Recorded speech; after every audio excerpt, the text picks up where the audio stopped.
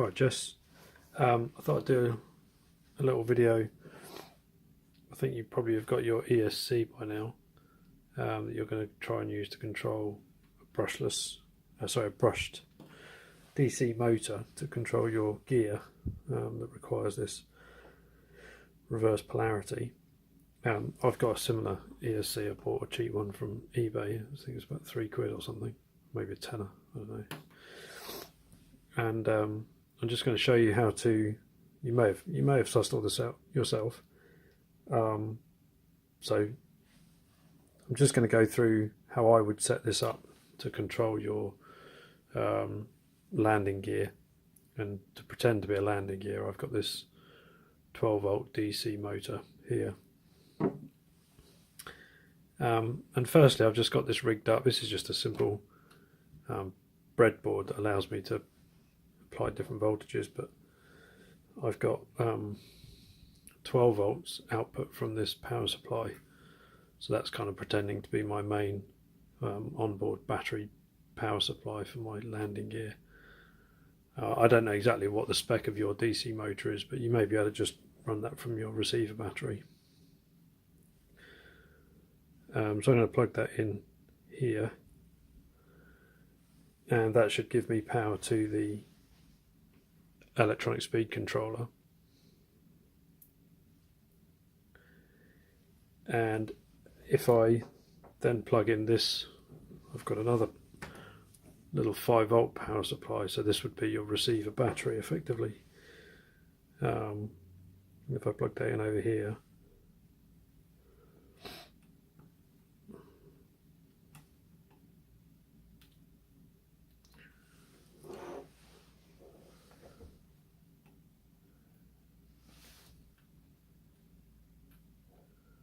it's like not the slickest demonstration, is it? Right, there you go. That should give me 5 volts power supply that will power up anything that I use on the receiver side. I'm just going to switch that on. So at the moment I've just got this connected to a Jeti impulse generator, and that's currently putting out 1500 microseconds pulse width, and that corresponds to 0% output on the servo channel. And I think we just heard this little electronic speed controller beep, which means that that's now should be governing the output to this brushed motor. So if I now change the output of the impulse generator here to 1960, I get clockwise rotation. I can slow that down, slow that down, slow that down, and it stops at 1560. And I've got to get down as far as 1420 to get it going back in the other direction. So the speed controller's got some deadband in the middle of it to make sure it definitely stops, which is good. But we'll come back to why that might change our control a little bit later. So I know I've got a receiver channel controlling forward and reverse on this brush motor speed controller, and it's exactly as Andy Davey says, really. That's the perfect tool for this job. And actually you can see there the 4 transistors that form this H bridge, very similar to the other controller that I showed you in the other video. So that's all an ESC is, really. It's just a miniaturized version of that Arduino controller that reads the signal in and converts it to switching transistor H bridge. So next step is to work out how to control the motor, the landing gear, in the best way with the receiver. So I've configured it to plug the channel into channel 2 on this Jeti receiver, but I've just disconnected the power for the moment for the receiver while I go through some setup over here. Normally with a model, so here I've got an F3F template model. We have within the model menu, under functions assignment, you have all these typical functions like aileron, elevator, rudder and flaps. And those functions are added automatically when you first create the model and choose the template. But you can add to this list, no problem at all. So you can add landing gear, or you could add aerial deploy or bombs drop or whatever you like. I'm going to use a different model from my memory and create one for landing gear, but I'm not going to add it to an F3F template. So if I go to select model, I've created one called landing gear vid.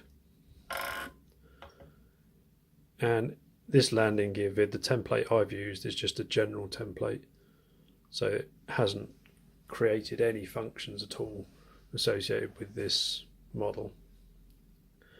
So I'm going to take you through how you create a function and then assign the function to the servo, and then assign a sequencer to the function controlled by a switch, so that you can accelerate and decelerate this motor nice and smoothly to raise and lower your landing gear in a really cool sort of controlled way.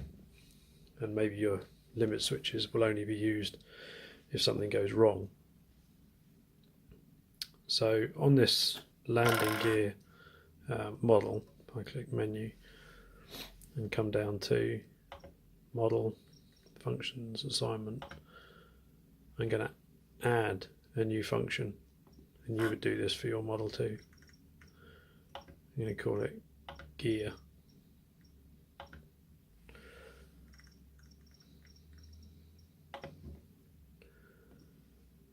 And having created the function, I could now assign a control, but I'm not going to do that just yet. I'm just going to click OK.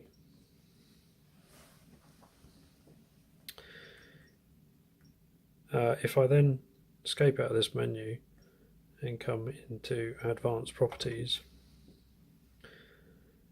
and go to the bottom of this menu, I've got this option Sequencer. I'm going to click on that sequencer, and here I can set up a program which plays out a specific sequence of control points to the channel. And so I've got Q1, Q2, these are the different sequences that I can program. And we're just going to deal with one, Q1. So the first thing to do is assign, let's say assign under advanced, assign a label to it. So let's call that gear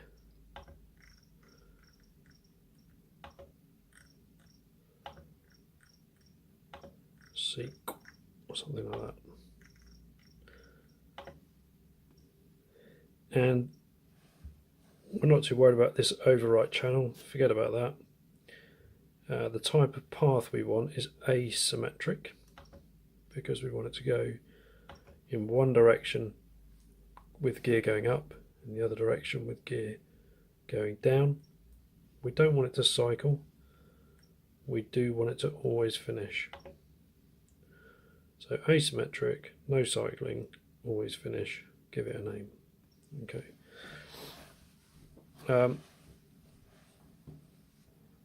Come back up to this row here. I'm going to assign a switch to it, and you've probably seen this before. I'm going to assign this to a 2-position switch SE that I have here. Your SE might be a 3-position switch, but you can just as easily use a 3-position switch. It's just that I happen to have swapped this out for a 2-position switch. So having assigned my switch, I'm going to come over to this time point here. Starting at 0, I'm going to press plus.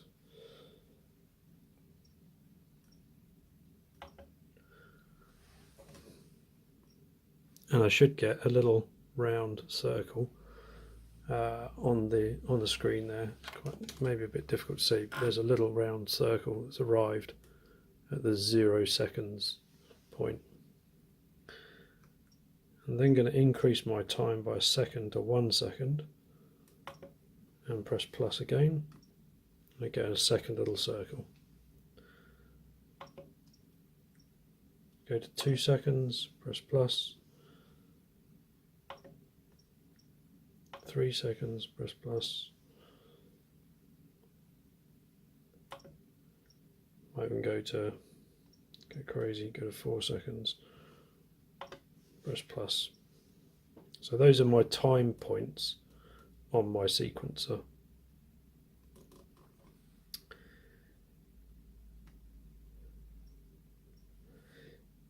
So if I go back to 1 second, I can then set the value that I want to see at 1 second. So I'm going to set that to, say, 10%. Then I go to 2 seconds and I set the value that I want to see at 2 seconds. I'm going to set that to, let's say, 20%. So my motor will be going twice as fast here to what it is here. Then I'm going to go to 3 seconds. I'm going to set it to 50%, maybe 60%, let's say. 4 seconds.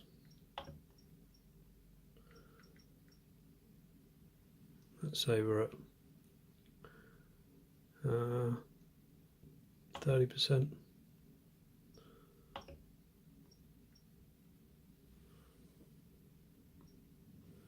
Add a time point at 5%, 5 seconds,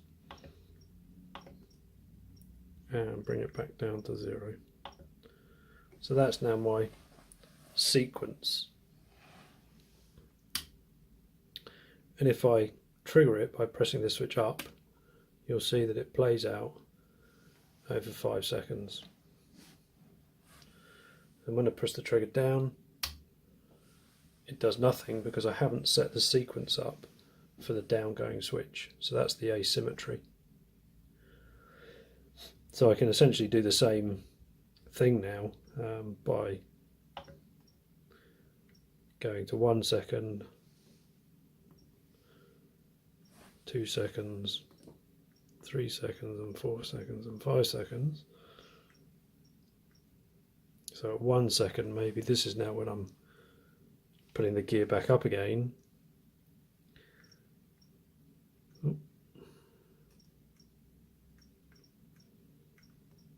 Come on, right, there you go. So I want minus 10%. And then at 2 seconds,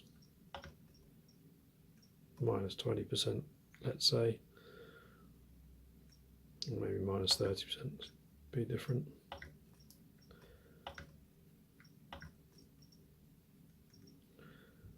Minus 40%.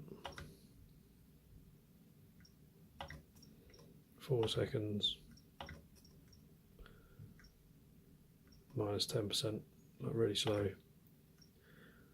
And if we go to 5 seconds, we're back at 0. So now, having set that up, when I go gear up, it plays out this path. When I gear down, it plays out this path. That's my sequencer.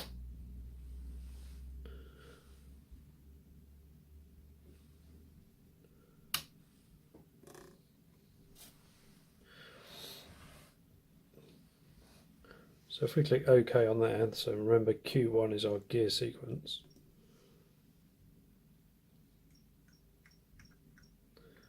Go back to the model and to the function assignment. We're now going to assign this control to the function of gear. So under select the control for the function, I'm going to select this AB business here, which is one of the sequencers. And I can choose my gear sequencer and click OK. And now we've got the sequencer Q1 driving the function gear. And the thing that I have not yet done, okay, that. If I go to servo assignment, so I've connected this to servo 2, so under servo 2, I'm going to select that as the function gear. So within my receiver in channel 2, I've got that as taking the input from gear. And gear is taking its control from Q1. Q1 is the sequencer that's controlled by this switch. So in theory now, when I flick this switch, we should see the motor wind up with increasing speed and then slow down, stop.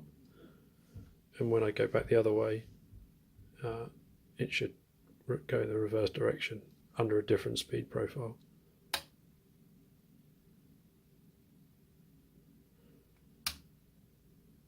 Embarrassingly, that hasn't worked.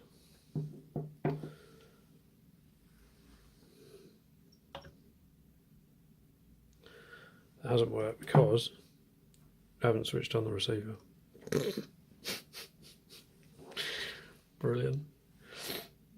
I'm glad there's a simple solution. Right, so I'm going to switch on the receiver. It's bound. Try that again. What a muppet. Here we go.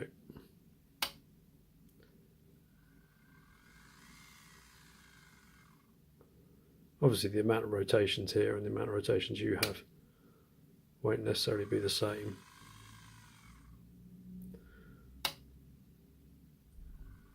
You see there's quite a delay, and that is because of that deadband that we talked about earlier. So what I can do is go to fine tuning. You've got this option here, function curves, and we're going to select this gear function and select the curve,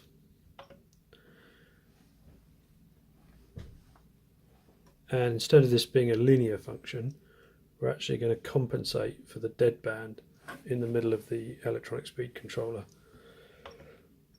So I'm going to change it to a 5-point curve. We'll keep it smooth as well. That just smooths it out a little bit, so it's not so sharp.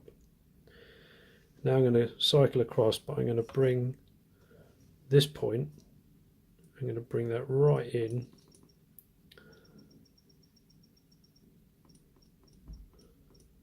to 1% minus, and I'm going to bring it up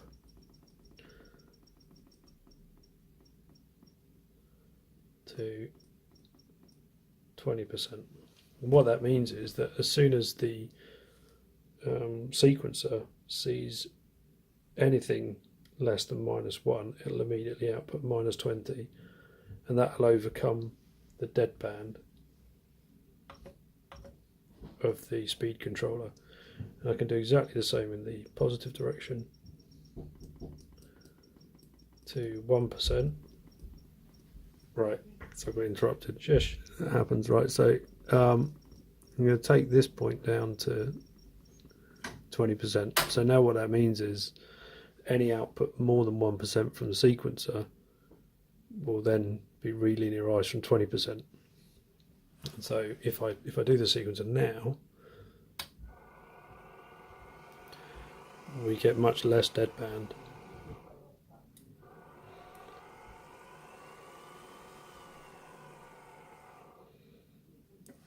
And if we wanted to, we can adjust those points.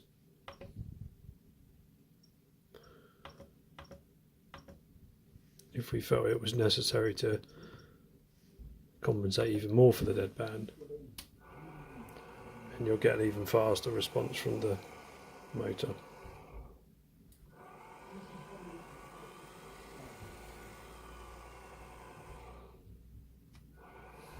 So there you go, gear up, gear down.